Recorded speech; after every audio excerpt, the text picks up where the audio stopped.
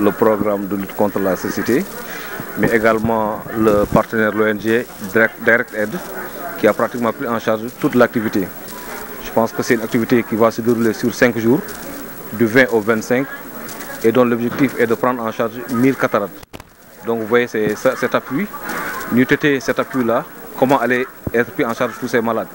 Je pense que ça, il faut que c'est des actions à magnifier et à renouveler en permanence. Et jusque-là, il y a combien de patients déjà opérés? Jusqu'à hier, ils étaient à peu près 680 qui ont été pris en charge pour les 3 jours. Donc ils ont commencé l'activité le dimanche, le lundi et le mardi. Sur ces 3 jours, ils avaient pris en charge 681 patients. Donc aussi bien par les 2 méthodes quand même de prise en charge de la cataracte, le laser et la méthode classique. ndaje bi li ko waral mooy jël en charge patients yi nga xam ne dañu amee cataracte donc loolu mu ngi amee ci ndimbalu ministère de la santé mais ak ci ndimbalu ONG bu ñu wax aussi Direct Aid parce que ministère de la santé ci seen coordination la ñu désigné Diourbel pour ñu defee ko fii donc Direct Aid ñoom ñoo def financement bi ak mobilisation wu ñi def activité bi yëpp ak matériel bi def aussi activité bi. njëriñ lu bëree bëri parce que ay malades yu ñu jël en charge la prévoir nañu jël ci 5 jours yi 1000 patients donc loolu ndimbal loolu su ñëwuloon doon na métti trop ci hôpital bi ak yeneen hôpitaux ici pour ñu mën leen jël ci biir année bi parce que boo leen xoolee hôpital Diourbel pratiquement ñaari médecins ophtalmologistes ñoo fi nekk fan yi te duñu mën a opérer loolu yëpp ci diir bu gàtt bi nii. ñaata la ñu opéré ko. ci diggante ñetti fan yi opéré nañ fi 681 personnes léegi nag olof bi moom firi ci olof bi ma bàyyee naa leen ko. Donc merci, Mohamed Ahmed Sneba, je suis le directeur général de l'ONG Direct Aid Society. Pourquoi vous avez pris cette initiative? Pardon, répondez. Pourquoi vous avez organisé ce camp? Merci beaucoup. L'organisation de ce camp du ministère de la Santé et de l'Action sociale pour lutter contre la cécité. Et comme vous le savez, la cataracte représente la première cause de la cécité au Sénégal. Donc nous avons initié ensemble avec le ministère un programme pour lutter contre la cécité qui vise de faire des milliers des opérations de cataracte à travers ces camps de chirurgie. Donc cette année, nous avons un objectif de 15 000 opérations de cataracte. Jusqu'à là, nous sommes à 13 000 et quelques opérations. Et ce camp rentre dans cette stratégie d'obtention ou bien d'atteindre cet objectif de 15 000 opérations de cataracte. Est-ce qu'il y aura un suivi de ces patients qui ont déjà suivi? Bien sûr, les patients auront 4 suivis le lendemain de l'opération, après une semaine, 15 jours et un mois de l'opération. Et tout est gratuit. Et la distribution des médicaments aussi nécessaires est gratuite également pour les patients. Rappelons que ce camp est gratuit à 100%, que le patient n'a pas de frais à payer, ni des médicaments à acheter. Et même les frais de l'opération ou bien l'acte chirurgical est gratuit également pour les patients. Quels sont les moyens que vous avez utilisés? Donc nous utilisons des moyens qui sont les FACO qui est connu souvent par les lasers et aussi la technicité extra qui est la chirurgie ordinaire. Donc pour ce cas, nous avons débloqué des tonnes de médicaments et consommables et plusieurs appareils, notamment des microscopes, des appareils de biométrie et autres, afin d'être vraiment autonome par rapport à tous les besoins de ce camp. En termes de ressources humaines, combien vous avez mobilisé? Donc nous parlons d'une cinquantaine entre médecins et infirmiers et techniciens de santé. Et bien sûr avec aussi une vingtaine des assistants, des chauffeurs, voilà, pour vraiment faire cette activité des organisateurs. Parce que c'est une activité qui vise 1000 personnes. Donc vraiment avec plus de 400 personnes à la consultation chaque jour. Donc nous aurons besoin quand même de beaucoup de moyens et c'est ce qui a été fait en partenariat avec l'hôpital, de mobiliser plusieurs vraiment équipes, soit des équipes qui viennent de l'extérieur, soit de l'Égypte, de l'Allemagne, de la Libye, ou bien des équipes des locaux qui viennent des régions pour appuyer dans cette activité. À quelle hauteur vous avez financé ça? Le financement, nous n'avons pas l'habitude de dévoiler des chiffres parce que ça sera difficile, parce qu'il y a beaucoup d'intervenants, il y a les ministères, il y a les hôpitaux, il y a les équipes qui viennent de l'extérieur, il y a les bailleurs. Donc l'essentiel pour nous, c'est l'objectif essentiel pour nous, c'est de satisfaire ces populations et d'atteindre l'objectif de 1000 opérations à Diourbel, Inch'Allah. Merci beaucoup. En wolof c'est Mokhtar malheureusement kii. wa rahmatullah man maa ngi tudd Mouhamadou Mokhtar Dieng maay coordonnateur équipe bu cataracte bi nga xamante ne mooy déroulé fii ci hôpital régional bu Diourbel. lan moo waral camp bi. waaw camp bi li ko waral bëri na ñun ñëpp xam nañ ni Sénégal ñu bëri dañoo am problème mu faju seen bët te moyens yi am na ñoo xamante ne problème moyen la ñu am na ñoo xamante ni problème technique la. yàlla def ñu am fi ay ONG yoo xamante ni dañoo ñëw fii rek pour xool ni ñu jàppale suñuy population te Direct Aid ci la bokk mu lëkkaloo ko Eye of the World ñu ñëw fii chaque mois sax laay wax léegi dañuy def ay dons yu mel nii dañuy ciblé hôpitaux Sénégal yi nga xamante ni moo nekk ci réew mi ak collaboration ministère de la santé docteur Badiane bi nga xamante ni moom moo ñuy jàppale ci hôpitaux yi nga xamante ni foofu la ñuy dem pour defi ko fa ñëwoon nañ fii 2017 comme que dañuy xaw a wër réew mi tuuti yàlla def tey ci 2022 bi ñu ñëwaat fii ñu ngi leen di sant aussi di leen gërëm ci li nga xamante ni ñoo ñu koy defal. ci wàllum toppatoo malade est-ce que dinañ waaw li nga xamante ni mooy malade yi lépp loo xamante ni bu commencé mooy bu ñëwee dañuy consulter ba ni muy fajoo ba muy defee opération am ak suivi lépp c'est gratuit. pour médecin bi ñun bu ñu ñëwee par exemple ñu jokkaloog médecin hôpital bi bu ñu defee li ñuy def ba pare toppatoo ba malade bi faju après 5 jours 6 jours dañuy dellu équipe bi day des fii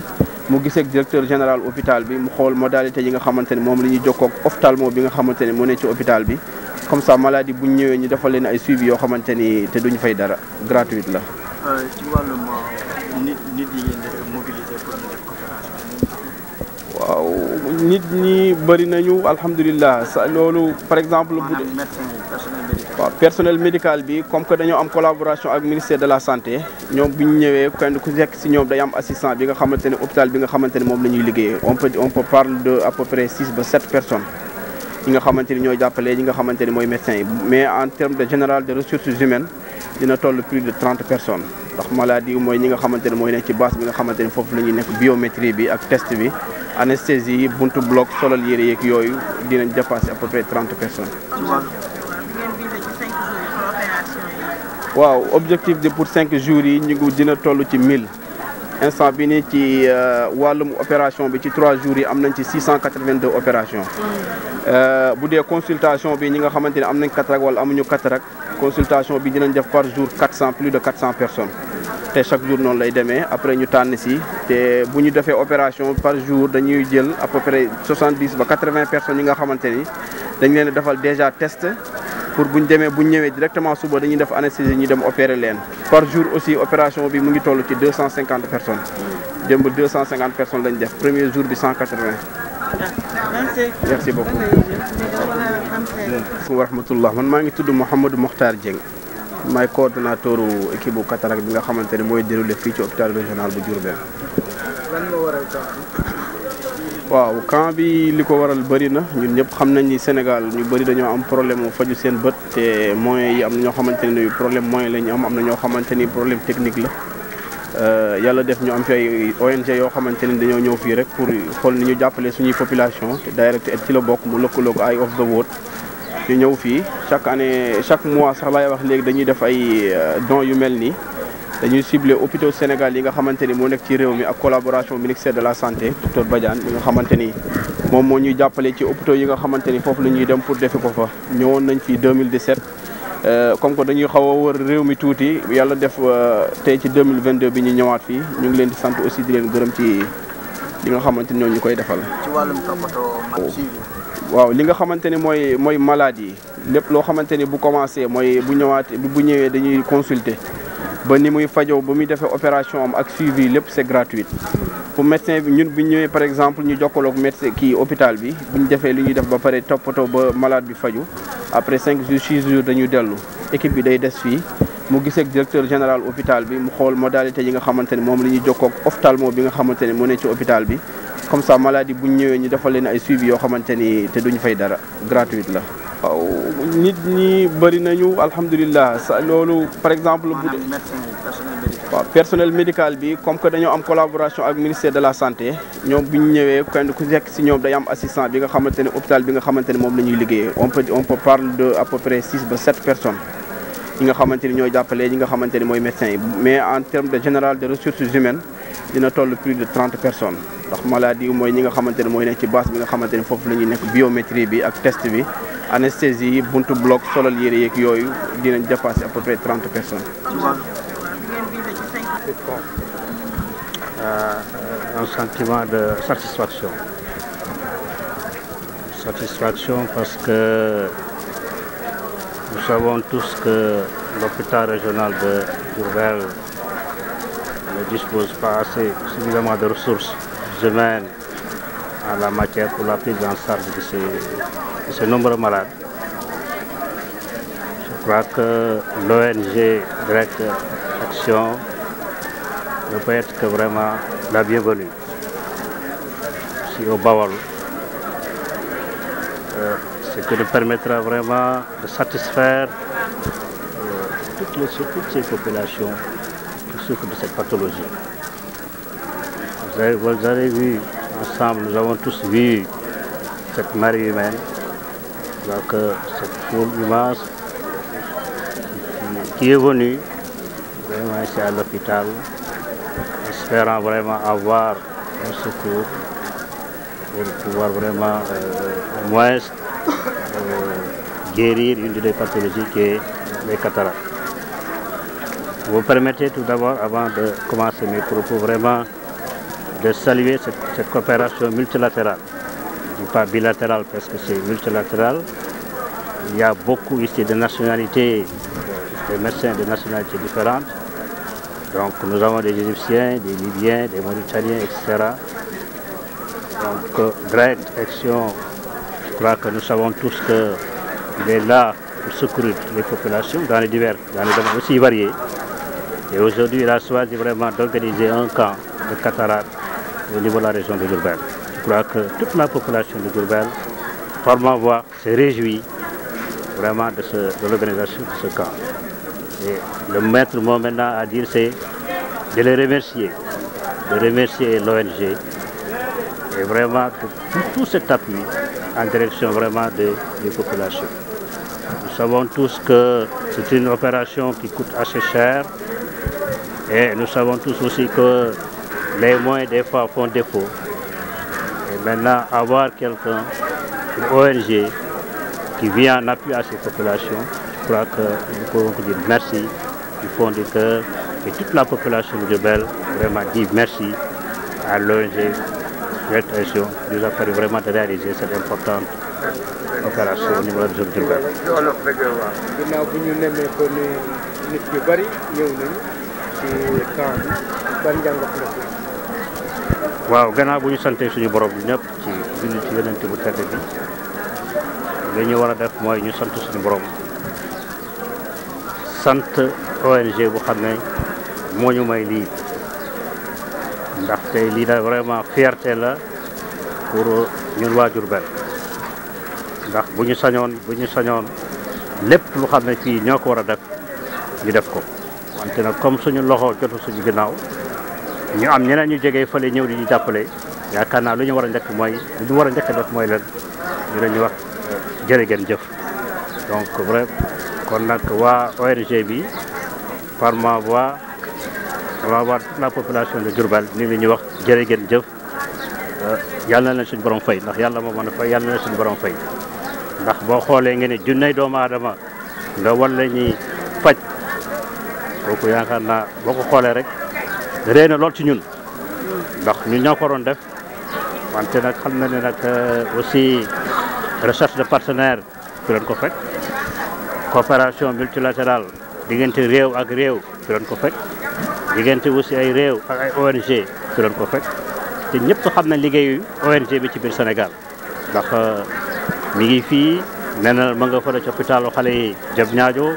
mi ngi fu ne kon nag bu ñëwee Diourbel ñu permettre vraiment boo xoolee doomu aadama bi ñu toogee nii xëy na ñëpp kenn ku ne bëggoon nga ko def wante ñëpp nag dañu xam ne nag suñu loxo xëy na poos bi feesul noonu léegi nag am ko xam ne day ñëw defal lépp ah yaakaar naa daal vraiment nag li ñu war daal mooy sant leen gërëm leen te yi waxat nag dañ ko gën a soxla daal ñu bàyyi xel daal xëy na bu ñëwee 2022 xanaa fii ak 2025 danañ fi jaaraat xool nit ñi te rek vraiment daal tey moom sentiment de satisfaction en direction vraiment de l'ONG Education. Je remercie vraiment le directeur, je remercie aussi le médecin-chef de région, le directeur de l'hôpital ak collaboration ndax boo xoolee moo doon permettre aussi ñu mën a exercer seen cas bi kon nag vraiment ñëpp xam nañ daal am nañ satisfaction ñëpp ñoo ko gisandoor nii population Diourbel daal lu ñu war a wax daal mooy jërëjëf waa Direct Action waaw. Ngagne Dieng dëkk Ndiangène Tucci. foo jógee. Ndiangène Tucci ci Wokane Ndiangène Tucci laa jógee ci Wokane dégg nga de. waaw démb lañ fi ñëwoon pour opération bi quoi. xalaat ba rafet ngeen def lii ngeen def nii billaay dimbali du ñu bari man avant lii ñëw naa fi di def cotisation ba nga xam ne sama résultat génnoon na mais si sama doom téléphoné na ma commission bi day ñëw foofu biñ ñëwee rek mbéjeen ma damaa daal di dem bàyyi lépp daal di dem démb laa fi yendu faju naa démb gratuitement ñu ngi lay toppatoo bu baax ñëpp macha allah lépp baax ñu ngi sant yàlla bu baax di sant li ko tax a jóg ak fi ngeen ko jëmee ñun ñëpp kontaan nañu troisième as ñëpp a kontaan parce que ñun problème bët lañu amoon suñ problème bët yëpp alhamdulilah man bii lañ ma opéré woon démb mi ngi nii maa ngi xool loo ma chiffre boo ma wan ma wax ko te den ma gun fenn xam nga loolu kontaan rek moo ci kii juum naa nag parce que maa ngi war a nuyu préfet ak ñu àndal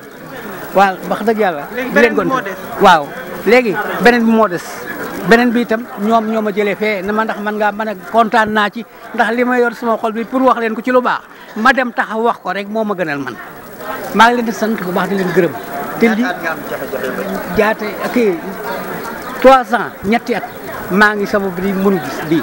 benn bi laa doon gisee ñetti at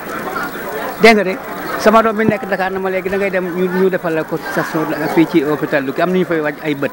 booba yëguñoo ne lii dañu ñëw quoi mais lii bi mu ñëwee ñun dañoo fekk ñu doon préparé quoi mais bi ma yëgee loolu rek lañu arrêté lépp